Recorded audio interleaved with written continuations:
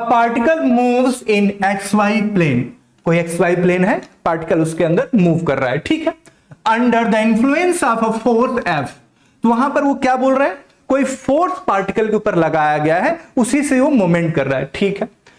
Such that it's linear momentum is P of T, इसका linear momentum P of T इन्होंने दिया हुआ है, और वो क्या है, यहां पर देखिए आई यूनिटी वेक्टर है एक्स का, cos के टी माइनस जे साइन के टी, ये वाई डायरेक्शन का यूनिटी वेक्टर है।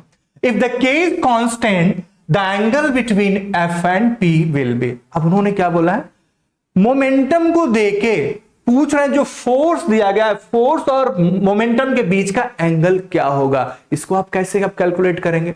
सबसे पहले हमारे पास फोर्स है क्या, नहीं है, तो हम जानते हैं क्या, अगर हमें फोर्स मोमेंटम से कैलकुलेट करना है तो इसी को हमें क्या करना है, डिफरेंशिएट कर देना विद रिस्पेक्ट टू टाइम।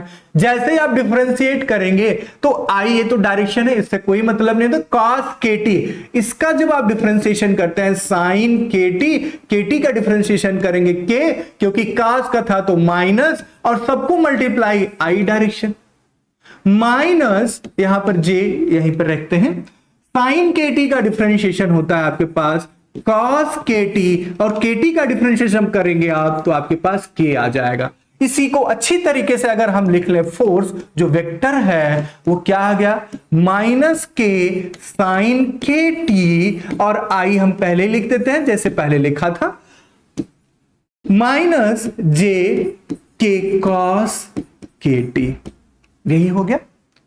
अब इन्होंने एंगल पूछा है P और F के बीच में, ये जो वेक्टर दिया है।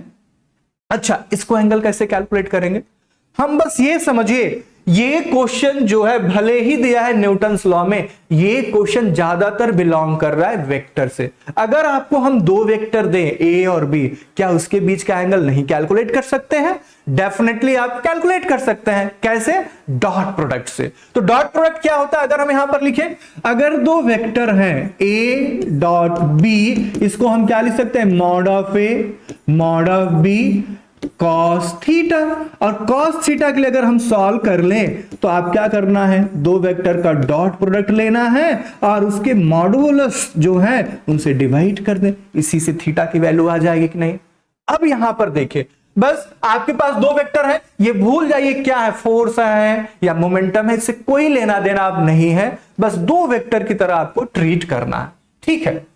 अच्छा, तो यहां पर cos थीटा इक्वल्स, अगर हम यहां पर डॉट प्रोडक्ट लें, आई को आई के साथ मल्टीप्लाई करते हैं, तो आई को आई के साथ करेंगे तो माइनस के साइन के टी कॉस के टी, तो साइन के टी, और ये क्या हो जाएगा, कॉस के टी, आई का हो गया। अब जे के साथ अगर हम मल्टीप्लाई करें तो माइनस से माइनस प्लस प्लस, अच्छा जे डॉट जे कितना होता है, 1 होता है।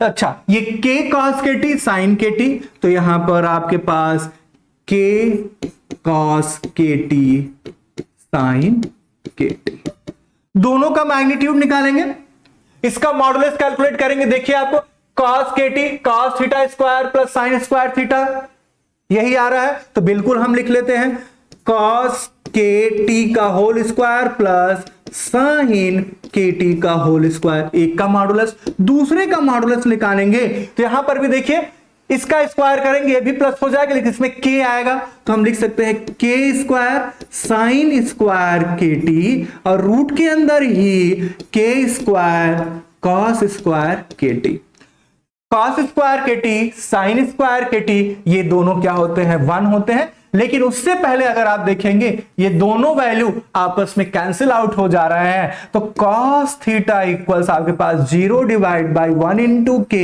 इक्वल्स 0। अब cos की कौन सी ऐसी वैल्यू होती है जहां पर cos थीटा 0 हो, 0 डिग्री, बिल्कुल नहीं। अगर हम थीटा इक्वल्स पाई बाई 2 रखते हैं तभी यहां पर ये 0 आता है, तो यहां पर cos इनवर्स 0 जो कि आपके पास क्या आ जाएगा, पाई बाई 2। ऑप्शन में देखिए, पहला ही ऑप्शन क्या है, करेक्ट ऑप्शन। देख रहे हैं कितने सिंपल क्वेश्चन आ रहे हैं। तो अगर आप चैनल पे नए हो तो चैनल को सब्सक्राइब कीजिए। आप हमारे साथ बने रहे, इसके लिए धन्यवाद। जय हिंद।